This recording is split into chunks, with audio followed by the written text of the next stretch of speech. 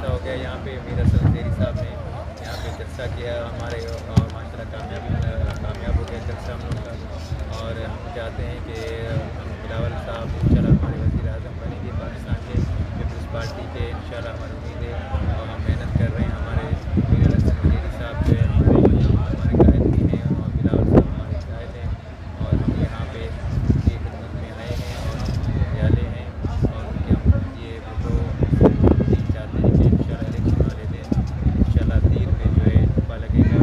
और मीर साहब की इतनी मेहरबानियाँ, और यहाँ पे आए और माशाल्लाह से इतना अच्छा प्रोग्राम बनाया, और जिसे हमें उम्मीद भी नहीं थी। और माशाल्लाह वो अच्छा कामयाब हो गया। और इंशाल्लाह आइंदा की बेहतरीन होंगे। और मीर साहब यहाँ पे आए हैं, और इंशाल्लाह अब की लश्कर की आवाम के लिए बहुत बेहतरीन साबित होंगे। इंशाल्लाह मीर साहब ने इतनी मेहनत की है, शायद 10 में आज तक किसी